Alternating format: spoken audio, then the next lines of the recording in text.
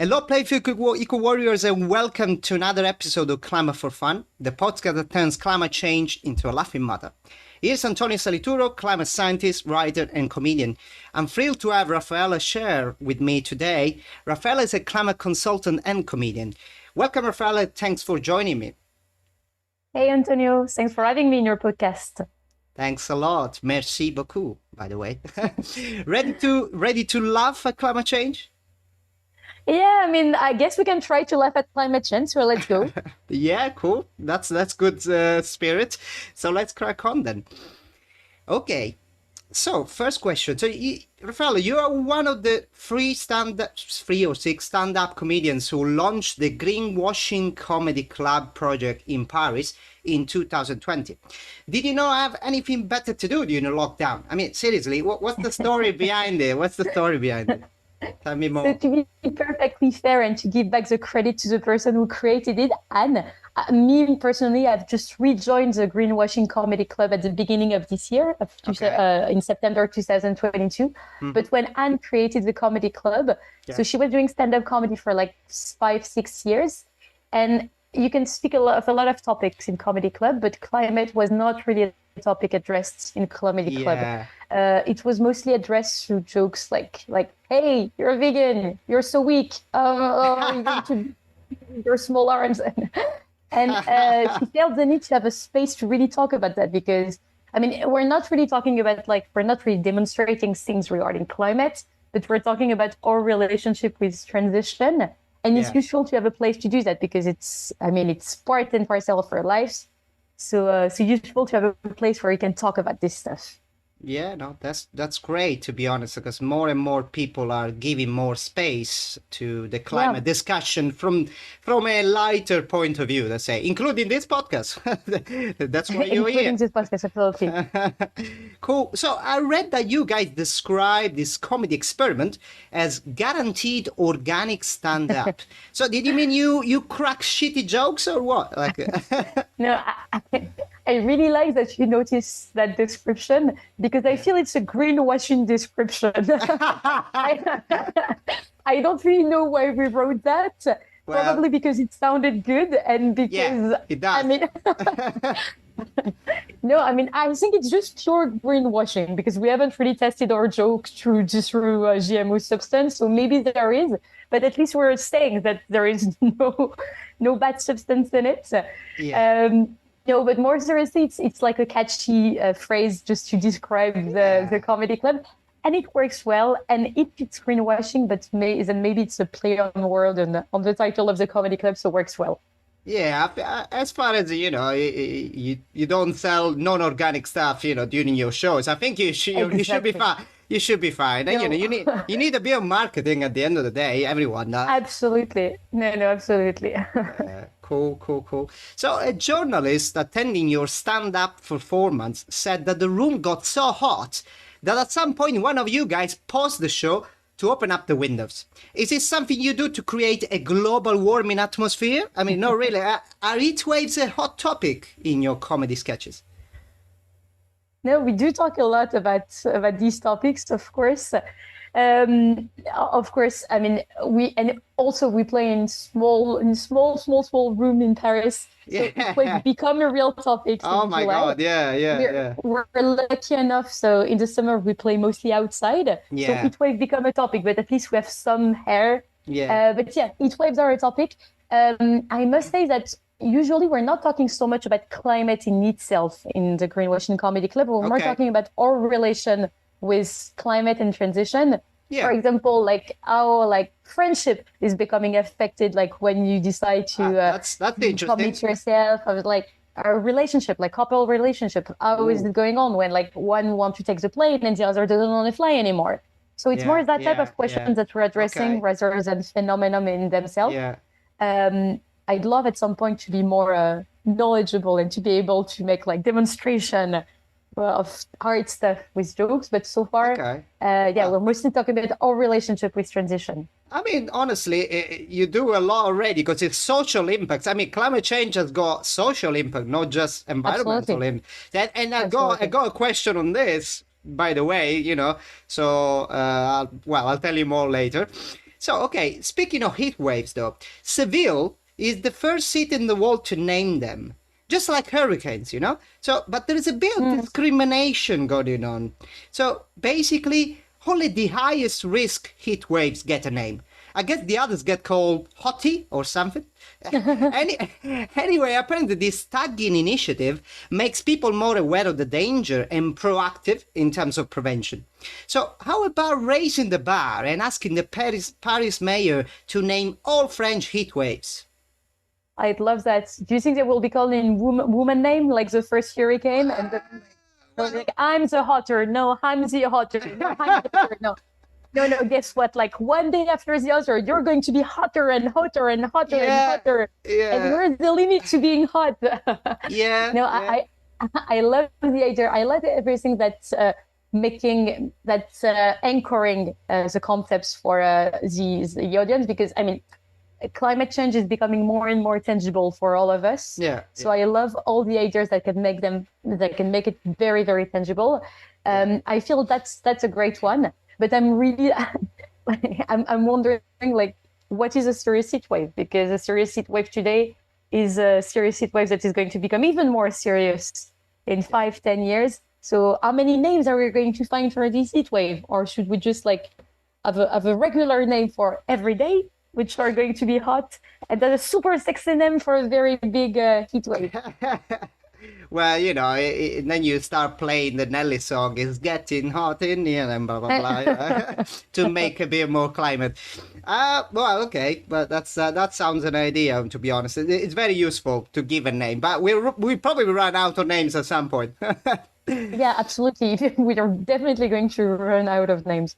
Or you can give like very like hipster names to heat wave. Yeah, yeah, like true. New name that you invent. Yeah. Be creative. Be creative. Be creative with this one name. So we'll come back to our point before. So couples. So talking about injustice in general. So a recent study found a correlation between temperature rise and domestic violence increase in South Asia, though. Now, I don't mean to justify this absurd abuse at all, but let me clarify that it's not just that men lose it because they get a bit sweaty, right? So let's take farmers, for instance. Yeah, extreme heat prevents them from working in the field and fail their crop. So you can imagine they get stressed out a lot. So as a woman and climate consultant, what's your view on this hot potato? Yeah. Consultants will love to do correlation and to make correlation being causalities. So I would love to draft a slide showing that men become worse and worse and worse with climate change. I think that will be a good topic for a skit. I'm sure. Yeah. No, but actually, it's super interesting, and that's exactly the type of stuff we can talk about in our skits in Greenwashing Comedy Club. Because I mean, we're not going to change the fact that it's becoming hotter and hotter, and there are going to be more and more extreme events. Yeah. But it's also interesting to wonder what's the effect on our personal life. And the studies that you found, it's super interesting. It's tragic. It's very tragic what's going on. Yeah. But it's true that the more climate is changing, the more there is social consequences that we don't really expect. Like a few days ago, I also read that when it's hotter in the summer, there is more domestic violence just because people drink more, because you like just drink beer all day long. Well, it's funny because people should know that you shouldn't drink beer. It's just drink water, really. I know, but maybe like public communication is not like drink more. I will drink beer and rosé. And nice, works. A nice drink, and, cold rosé, And also, you're just like you have more hunger when it's hotter outside. So that's exactly the type of stuff that we can interrogate and we can make jokes about. And I feel it's also the role of stand-up comedy to highlight this type of stuff. I mean, you can make a study where, like, as a climate consultant, I would make a very nice slide showing that domestic violence increased when there were with the temperature. As a stand-up comedian, I will make a joke about that. And people will be like, yeah, it's true. Like, I was quite mad yesterday for like no reason, but it was 43 degrees outside. So maybe that was the reason. Yeah. And I really feel that's two connected side of a medal. When it's really like demonstrating with fact, The other, Yeah. it's more demonstrating with feelings what. That's What's what going on. comedy hangs on to, because sometimes Absolutely. a chart sometimes is too cold, let's say, to appeal to people. Yeah. So then you need to grab an emotion. That makes sense. Absolutely. That makes a lot of sense. So, okay, let's switch away. Let's move away from heat waves a little bit. So, climate change is also causing drought. So, because of that, the Pyrenees Orientales, so I don't know how you call it, sorry for my French. So, that region introduced. Pyrénées-Orientales, Antonio. All right, that's amazing. It just sounds so nice. Anyway, whatever Rafaela said, introduce water restrictions. So basically, no plant watering, no beach showers, no private pool party, etc. If that wasn't bad enough, frogs can no longer have sex as breeding ponds are drying out. That's crazy. So my top question is, what are French people gonna eat now? I mean, not dry humor aside, right? Do you leverage comedy to raise awareness of water saving at all? No, personally, I don't want to live in a world where there will be no more frogs to eat. Yeah. So I think I will just leave myself dying, not waiting for any extreme climate events to kill me. Just waiting, just starving. Dying of starvation. We're not directly talking about water restriction, but a few months ago, so with the Greenwashing Comedy Club, we're doing a lot of public scenes where we're going to comedy club and making our jokes. Yeah. Sometimes we're also playing in front of specific audiences, like in festival or in front of corporates, for example. Yeah. And a few months ago, a big aeronautic company building planes called us and asked us, can you please do a show for our annual event? It's a race where we want to plant trees. And I was like, okay, so like you're basically building plans for people to fly, but your race, you're going to plant trees. Like that sounds like quite brainwashing. And I was like, okay, like, I mean, like we can potentially think about that, but like we're making jokes about that. Like we have a lot of jokes about plan and they're like, yeah, okay, of course, but you can also like make jokes to like raise awareness. For example, like when people brush their teeth, they need to save water and turn on. Like, yeah, maybe like that's not the type of jokes I want to enter around. Maybe like in my joke, I need to keep some some consistency in the figure, and maybe it's worse to take a plan that to leave water. Yeah, it's always hard. It's always hard when it comes, it's just awkward, because you don't want to talk badly about them, but, it's still planes are so huge, No, and I think there's also a real question behind your question is, do you want in like climate stand-up comedy, do you want to talk about individual gesture? Like, okay, turning off water is important. Yeah. It's important. And it's basically like one of the only thing you can do, not one of the only thing, but you cannot do so much when you're an individual. Yeah. But at the same time, like, even if you're perfect as an individual, it's not going to help a lot on a big scheme of things. Yeah. You need to have public measures, etc. But what's your stand-up comedy about? Is it about these big public measures, or is it about like turning off the water when you're brushing your teeth? So it's a super interesting question. The big corporate would have loved us to tell many jokes about, hey, when your water is sinking, do you feel like ha ha ha? But and at the end of the day, we were not. They didn't want. We sent them some video of what we were doing, and I think it was just too much for them. I see. I see. Fair enough. Well, it doesn't work with everyone, No, and I guess it's better because we really don't want to be subject to like. You compromise, you don't want to compromise. Yeah, we don't. Exactly. I mean, we don't want to compromise and to say things that we're not thinking like, hey, turning off water is important, but go and take your flight to New York for the weekend because you don't want to stop the industry. Yeah, that's it. You sum it up very well. Yeah. Okay, so a bit more kind of funny question now. So tell me one thing about climate change that makes you laugh.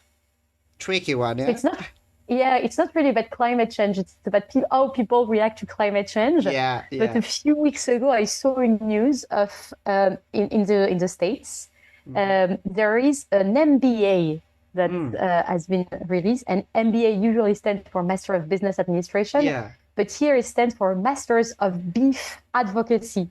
What? And it's basically, No way. lobbying for like people are like, my no, God. people are not eating beef. Like, let's do an MBA for advocacy for beef. Like make America carnivore again or something like that. Exactly, make America continue to be carnivore. Yeah, make San Francisco carnivore again if you're afraid that they're turning vegan. And I feel like it's so like I want to keep the old word exactly as it is, but I mean you should have a look at their website because it's so like I mean I'll definitely do it.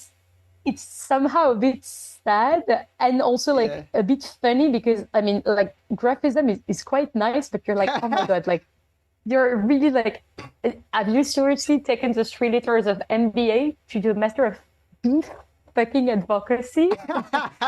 Really think it's a bit tragicomic, tragicomic I would say, yeah. And can you imagine the meeting where they came up with that name, MBA? They're like, people need to eat beef. Fucking vegans, they come with great arguments. They're so sexy with their Lululemon pants. Let's do something even sexier. A marketing guru, definitely. Yeah, must have hired. Yeah. Okay. Really. That's interesting. That definitely a fun one. You got it. So, what about one fun thing that people can do to fight climate change?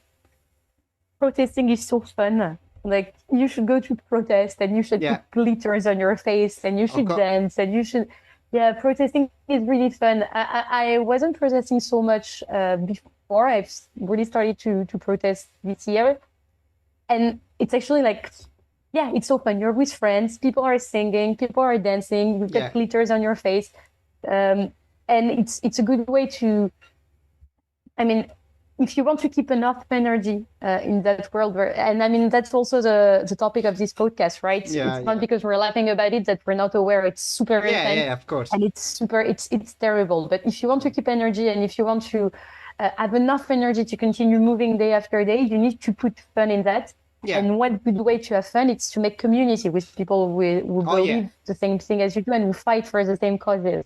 Yeah. And there is nothing more energetic than being surrounded by these people with glitters on your face and music super loud and walking in the streets, especially when the weather is good, but not during a standy heat wave.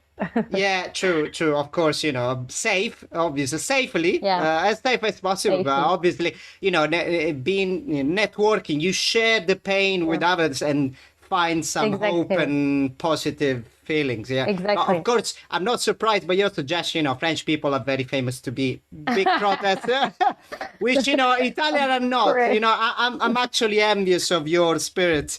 You should come to France. I'll bring you to a few protests. I mean, you probably won't understand what we're protesting about, but you like the atmosphere.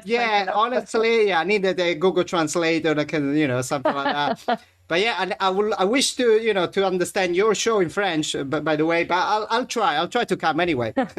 I'll laugh anyway. Yes, when other people laugh, it means good time to laugh. Yeah. And okay, so.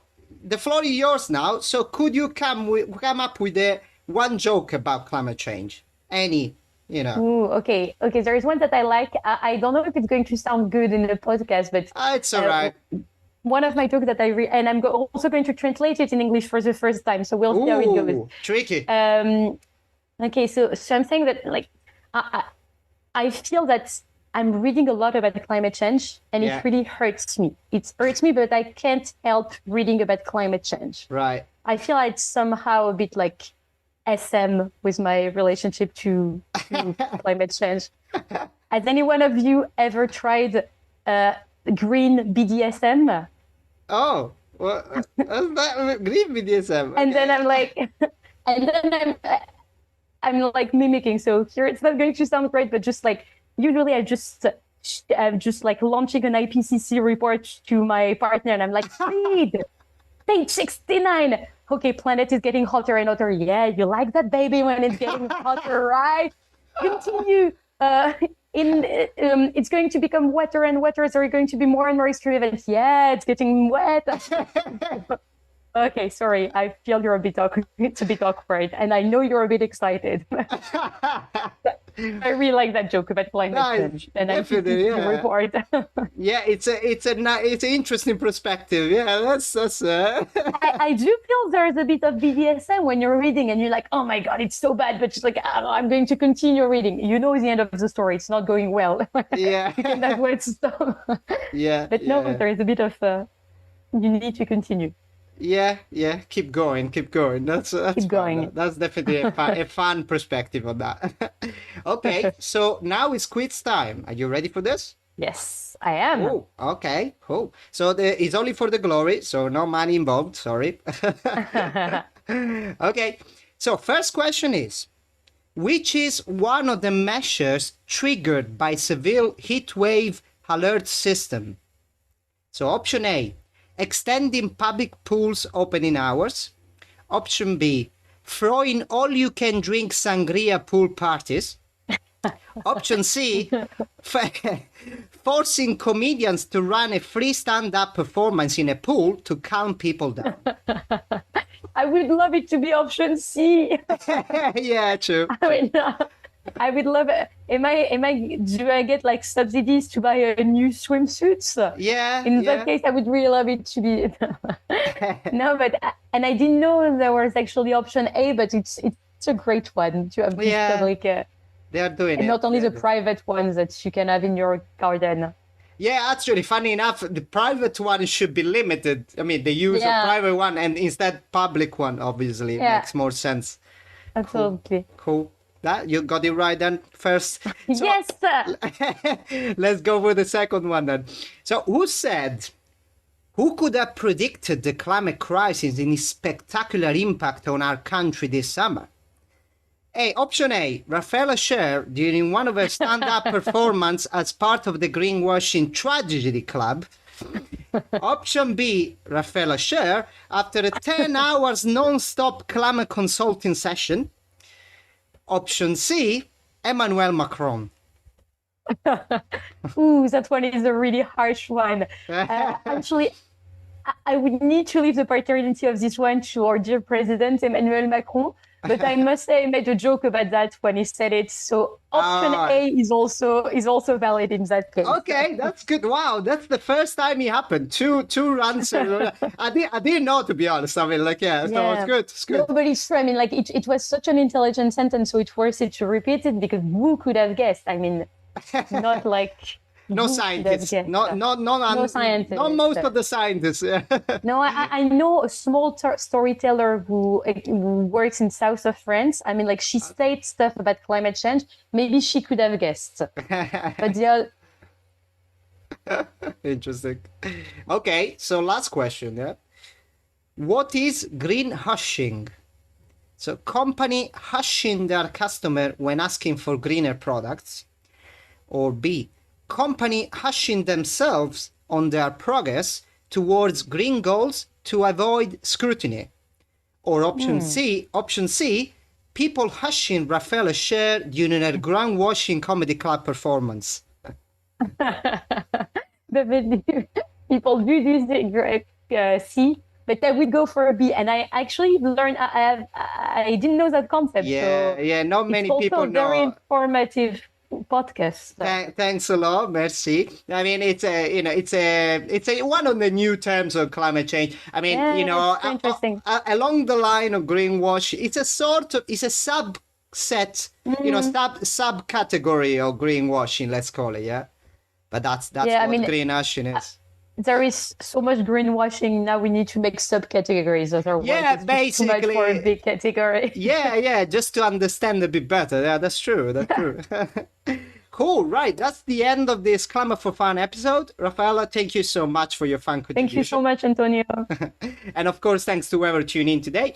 Next episode will be in a month as usual. In the meantime, remember to fight climate change one laugh at a time. Ciao, au revoir. Au revoir. Thanks.